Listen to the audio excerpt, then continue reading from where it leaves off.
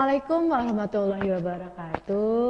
Jumpa lagi ya sama saya. Sebelumnya semoga kalian semua masih sehat dan diberikan rezeki yang lancar supaya terus bisa beli kuota. Nah, lanjut. Sekarang kita mau ngomongin tentang perwilayahan. Kemarin kan kita udah ngomongin tentang wilayah ya. Nah, kalau wilayah itu kan suatu bagian permukaan bumi yang memiliki ciri khas tertentu. Kalau perwilayahan, nah perwilayahan itu dia adalah golongan wilayah yang dibagikan berdasarkan ciri-ciri tertentu. Perwilayahan itu ada dua klasifikasi, ada wilayah formal, ada wilayah fungsional. Lanjut, kita mau ngomongin tentang pusat pertumbuhan. Kalau ngomongin pusat itu pasti apa? Ya, betul ya. Dia adalah yang paling utama, yang paling menonjol. Karena itu kalau kita ngomong tentang pusat pertumbuhan, berarti dia ngomongin tentang wilayah mana sih yang paling pesat kemajuannya. Kemajuan teknologinya, kemajuan masyarakatnya dibandingkan dengan yang lain. Nah, ada beberapa faktor yang mempengaruhi pusat pertumbuhan wilayah khususnya di Indonesia. Yang pertama adalah lokasi, yang kedua adalah sumber daya alam, yang ketiga ada sumber daya manusia, yang keempat ada topografi, yang kelima ada fasilitas penunjang. Selanjutnya kita lihat PowerPoint ya, karena pusat pertumbuhan wilayah itu nggak semuanya wilayah yang ada di Indonesia itu dibangun secara serentak. Kenapa? Karena ada syarat-syaratnya. Pusat pertumbuhan itu kalau misalnya suatu daerah nih mau dibikin tentang fasilitas tertentu, tapi tidak didukung oleh masyarakatnya, itu menjadi sia-sia. Jadi dalam kemajuan setiap daerah itu harus didukung oleh manusia. Contohnya kayak kemarin pembangunan LRT, MRT, itu kan termasuk salah satu fasilitas yang paling pesat daerahnya. Kita lanjut ya di slide berikutnya. Jadi, penerapan konsep pewilayahan di Indonesia itu punya beberapa tujuan. Tujuan yang pertama yaitu pasti untuk pemerataan pembangunan ekonomi yang kita tahu ya.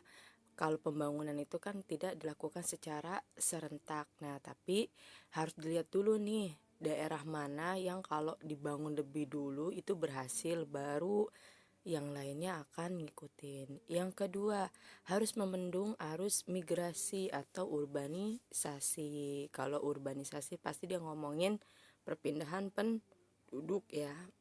Lalu yang ketiga, untuk mencapai 8 jalur pemerataan pembangunan ekonomi. Dan yang terakhir, untuk memudahkan koordinasi di setiap wilayah dalam rangka memantau laju pembangunan. Lanjut. Nah, jadi pusat pertumbuhan di Indonesia itu dibagi menjadi 4. Yang pertama ada region A di Medan, region B itu ada di Jakarta, region C itu ada di Surabaya, dan region D itu ada di Makassar. Nah, setiap region ini dibagi beberapa sub. Ada sub yang pertama ada di Medan. Nah, kalau di Medan itu dibagi menjadi 2 sub. Sub wilayah pembangunan pertama itu ada di Aceh, Sumatera Utara. Yang kedua ada di Sumatera Barat dan Riau. Nah, jadi intinya tuh gini, kalau mau dibangun sesuatu fasilitas sarana atau apapun itu dilihat dulu di Medan. Jika Medan ini berhasil, pusatnya ini berhasil, pasti nih sub wilayah 1 dan 2 ini pun akan mengikuti. Jelas ya. Yang kedua ada di Jakarta. Nah, ini adalah pusat pertumbuhan yang dinilai paling berhasil. Jakarta ini dibagi ada 3 sub pembangunan wilayah. Ada wilayah 3, 4, dan 5. Yang pertama ada di Jambi, Sumsel, Palembang ya, dan Bengkulu.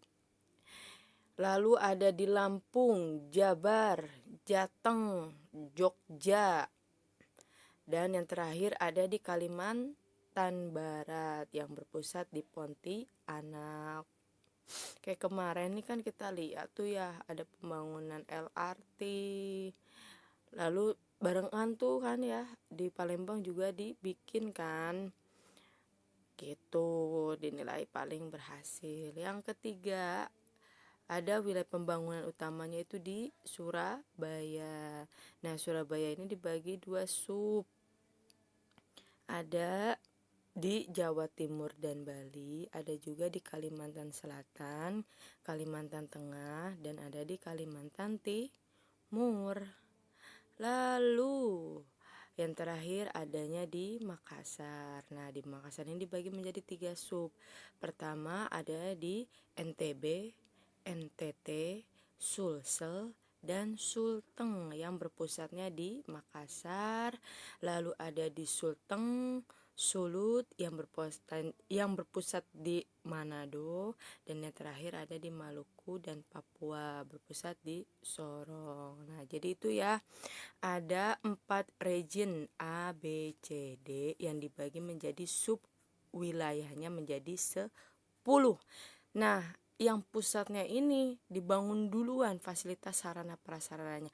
Apabila berhasil, itu pasti daerah sekitarnya akan mengikuti dan ikut maju. Jadi itulah fungsi pemerataan pembangunan yang ada di Indonesia.